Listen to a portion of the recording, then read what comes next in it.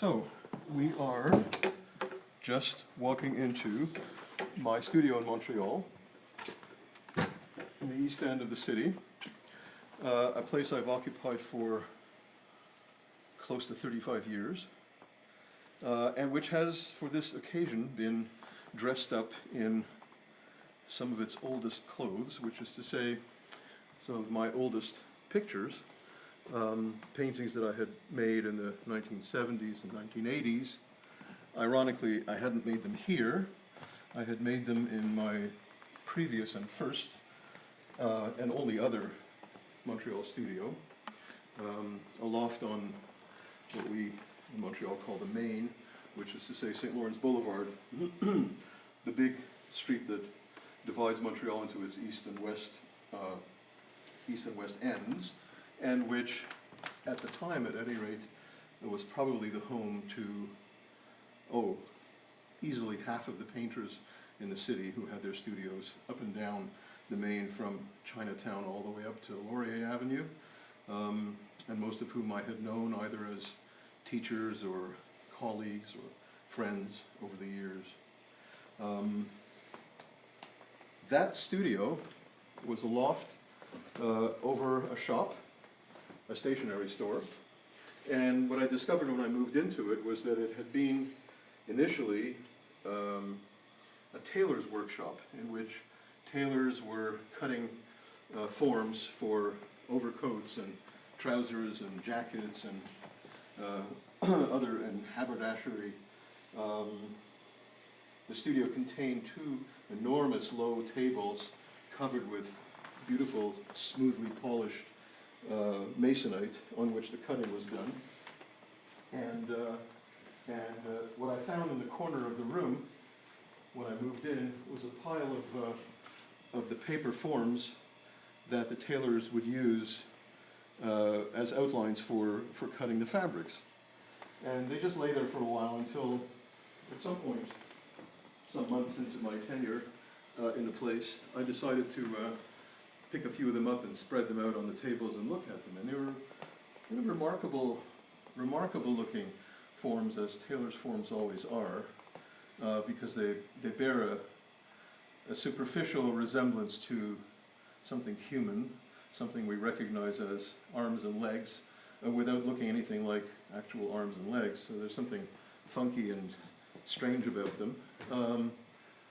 But they were attractive, and at a certain point I decided to play around with them, and I took some cotton duck and cut the cotton to the shapes that I found in the paper forms, and eventually started to play with that, folding them, unfolding them, marking the folds with paint or with charcoal or other kinds of materials, unfolding them, multiplying those, and being quite delighted with them. The beautiful thing about folding is that, of course, the minute you fold, you create a symmetrical figure. So no matter how strange and unusual your initial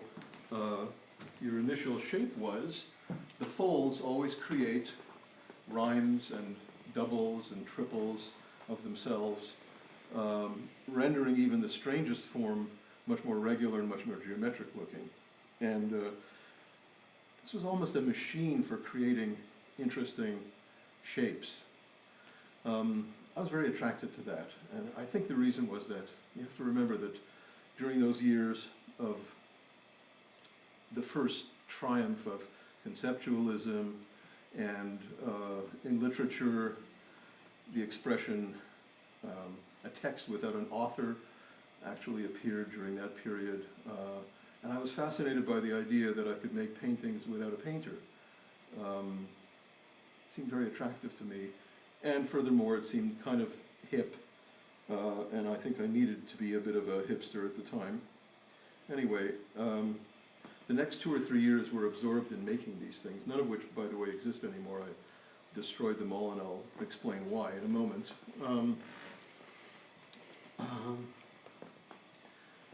I came to a kind of crisis of confidence, or maybe not even confidence, but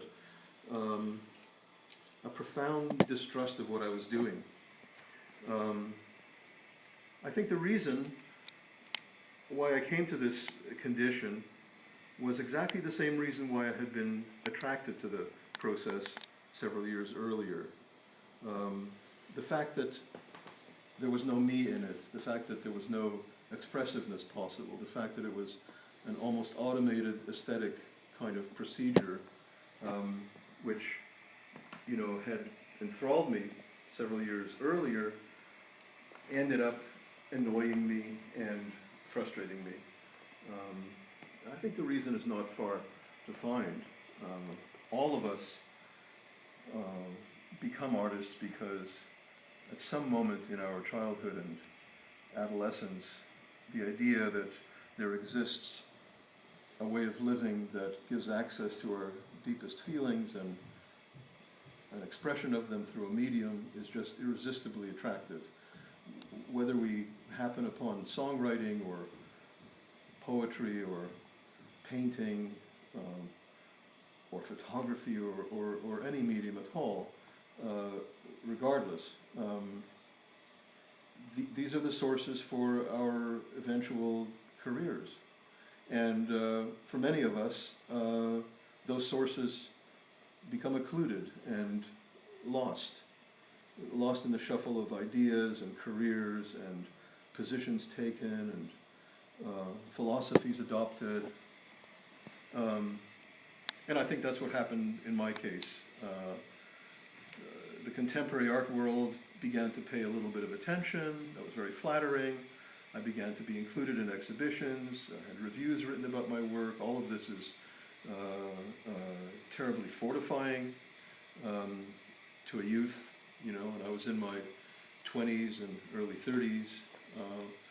And eventually the fact that I was nowhere in the equation began to be very obvious. And by the time I received my first Canada Council grant, I had completely lost, not so much lost confidence in myself as really lost interest in those works.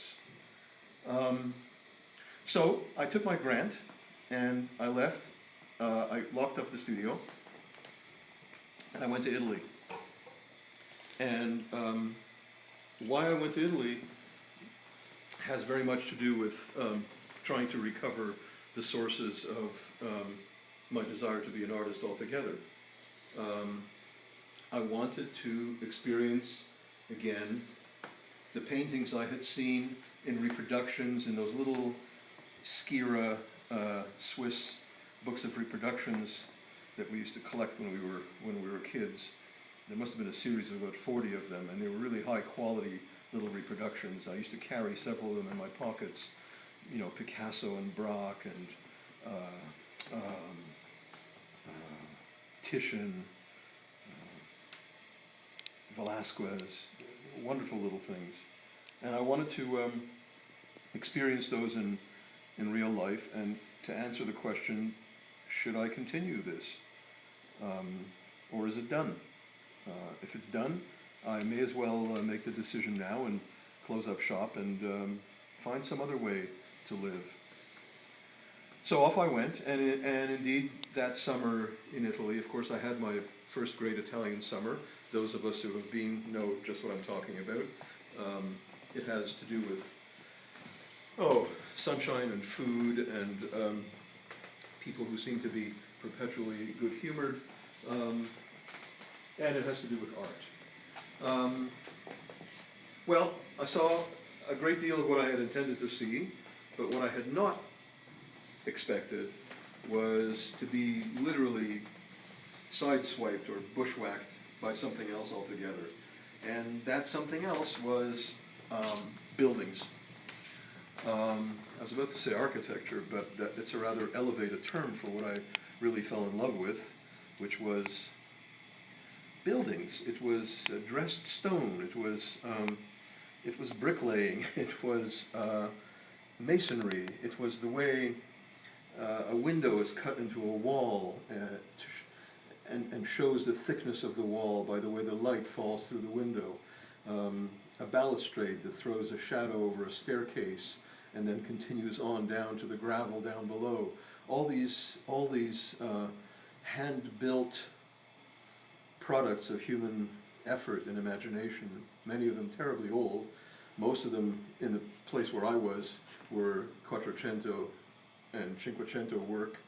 It took many years before I felt the same way about Baroque building, but eventually I did, and now I very much do. It began a kind of love affair with buildings that has never really abated. So when I came back to Montreal, I reopened the studio, and the first thing I did was to go to a lumber yard and get some lumber and build my first ever big stretcher, maybe 6 by 7 feet, and stretched up a nice piece of linen and put a ground on it, and then stood in front of it with a paintbrush, loaded with dark paint, and started to draw with it. And it was perhaps the first time I'd really drawn since beginning undergraduate school. It was very strange, but very liberating, and it was really the first step in the creation of these pictures that you see around you here, the big ones. They've often been referred to as architectural, and I think they are in many respects, although very often the forms in them, which incidentally all come from observation of one kind or another. They come from doors and windows and shadows thrown on the ground, and sometimes the oddest things. If you'll just turn and look at that red painting behind you over there, right there, here's an example of the big form that you see in the middle. Actually originates in a photograph. Of the Duke Ellington Orchestra, probably made in the early 30s, showing the orchestra members all standing on their feet in full cry, each standing at his own music stand, and in front of each music stand, a cardboard form, exactly this form, with probably Duke's initials on it, which I omitted. And for some reason I became obsessed with that shape. It's something like an open piano lid, although not exactly. And carried it around with me in my head for weeks, and made little sketches on cigarette papers, and I used to roll cigarettes in those days, little cigarette paper sketches. And and eventually, when I started this painting, I couldn't help myself. I painted the thing into it, and after several overpaintings and repaintings, and most of these have gone through 4, 5, 6 tries before they settle on their final configuration, became that painting. If you ask me what that painting is about, I can tell you only what the subject was, in the sense of that shape being taken from something in reality. But in fact, I can't tell you what that painting is about. Oddly enough, that's never bothered me.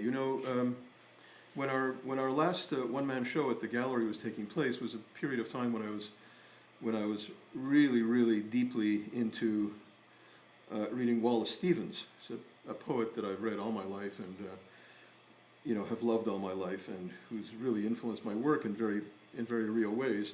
And oddly enough, it was not until then that I came to the realization that for any given Wallace Stevens poem, if you were to ask me what it meant, sometimes I couldn't tell you. And that this didn't bother me in the least. It certainly didn't impede my love for the poem, which incidentally is not a matter of, euphonious musicality or anything like that. It's not how lovely they were, because Stevens' poems are frequently not particularly lovely. They're thoughtful in strange ways, but it's very hard to trace out what exactly the thoughts mean to say. But it doesn't prevent me from having those experiences among the most profoundly moving things that I can remember in the world of the arts. Well, we could talk for a good long time on these subjects, I imagine, but I did promise Jane that I would answer any questions that anyone had to put to me and try to make some sense of the answers. So I'll just go sit down over on the stool and your representative, Raphael, who's holding the camera, will be able to tell me what those questions are, and I'll try to give as good a reply as I can manage. Yeah, so the first question we have today is, have you always lived in Montreal? How has the city influenced your practice? No, I was born in the USSR, born in Moscow in 1948. Not a very good year to be born in the Soviet Union. I was raised there and in Warsaw. Emigrated to Canada with my family, who were survivors, in 1960, so I was 12. Have been here, except for a brief time in graduate school in London, ever since. Raised a couple of kids in Montreal. In fact, it's my son's 42nd birthday today, so happy birthday. Montreal has influenced me in very serious ways. First of all, the art world in Montreal, which I think is probably sui generis, not quite like the art world in Toronto or any other Canadian city, because of the French-Canadian cultural presence here. And one of my major teachers was one of the stars of that scene, Yves Gaucher. I had a chance to see the art world at an angle, an almost outsider angle, because not only was I an Anglophone, I wasn't even an English Canadian. I was an immigrant. So it put me outside of the whole drama of French-Canadian competitiveness in the arts. Two of my closest colleagues were Yves and Guido Molinari, who were perpetually at loggerheads and competing for the title of King of Painting in this province. The ironic thing is that these paintings, which look for all intents and purposes like hard edge painting, are in fact not hard edge painting. If you walk up to them, you'll see that the paint is not rolled on acrylic with taped off edges. They're handmade. The paint is frequently thin and runny. It frequently allows the underpainting to come through, so that there are complexities of color that use transparency, which the plasticien tradition would not allow. It was really a matter of freeing myself of the influence that these men had in my life. And you have to remember that in their generation, abstraction was not just a style. Abstraction was a battle standard that they carried into the culture wars. It was an effort to free themselves from the world of their fathers and of their priests. Well, all these battles had been won by the time I became involved with these people, and for me, abstraction was something historical rather than moral, as it was for them. And so the fact that these paintings are kind of hybrids between the subject and the abstract form was something that I think neither of them would have much appreciated, but that was my way. Okay, and I'll take another question here. Yeah. When do you know a painting is finished? I know a painting is finished when I realize I'm fiddling around with it for the third or fourth day in a row, obsessing about details in it that other people simply will never notice. And I realize that the reason I'm doing it is to prolong the pleasure on working on something that's that has succeeded and has given me satisfaction, and that it's still giving me pleasure because I'm afraid to start the next one because I don't know what the hell it's going to be, and I find the whole thing kind of enervating, and so I'm prolonging the pleasure and trying to forestall the pain of beginning the next painting. I don't know, look, at some point you paint yourself into a corner in a painting and you realize there's nothing else to be done that's going to make the painting significantly better, and you'd better just stop fooling around with it. And you know, it's a feeling. It's a feeling. And of course, you know, as Henry James said quite rightly, in all the arts, feeling is meaning. Feeling is meaning. That's the only kind of meaning that we possess as painters, I think. It's not discursive, and it's not verbal, and it's not conceptual or ideological. It's feeling. So there's a moment at which the painting says enough is enough. You know, beyond that moment, it's dangerous because you could actually affect the painting negatively by continuing to work on it. You could clog it up or prettify it. You know, make it too cute. Those are the dangers. Okay, and I'll take one more question. Yeah. Do you have any advice for aspiring emerging artists? I have tons of advice for aspiring emerging artists. First of all, don't be lonely. Create friendships that are mutually supportive. Have a studio that's shared with one or two other people whom you admire and trust. Be a member of the art community. Join an artist-run gallery. Put some time into it every month. Help to, you know, whitewash the walls, or help at the openings. You know, contribute socially to the community. You're not going to just suddenly emerge out of a garage with a bushel of masterpieces and have everyone fall on their faces. No, they have to know who you are and where you've been and what you've done. And I know it sounds like I'm advising people to schmooze. I'm really not doing that. I'm just saying that your social commitment as a member of an artistic society is crucial to building trust. And I think that's very important, you know. I think most of our social responsibilities as artists are the same as every other citizens. As artists, I think our main responsibility is towards our work, is to make it and do it absolutely as good as we know how at any given moment, and not to lie about its quality. Never to say, well, that's pretty good, that'll do, you know, if it won't. Be truthful about it. That's your responsibility as an artist. The rest you share with every other citizen. Okay. And I'll take one more question. Yeah. The final question. Yeah. What is exciting to you about the contemporary art scene in Canada?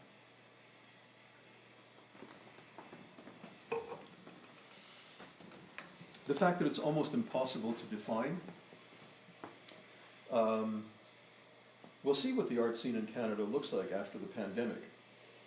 You know, we're passing through an incredibly difficult period in the life of this country, in the life of society in general.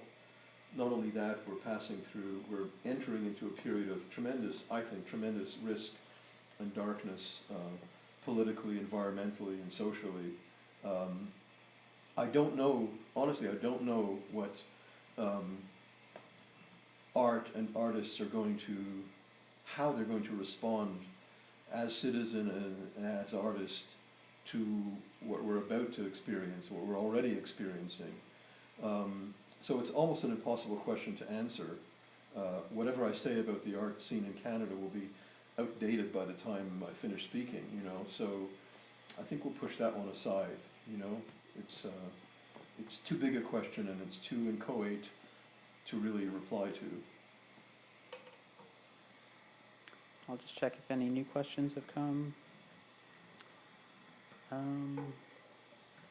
think that's it. Well, I don't get many visitors up here, but this has been very pleasant. So thank you for tuning in, and I hope it hasn't been too dull, and thank you again. Till next time.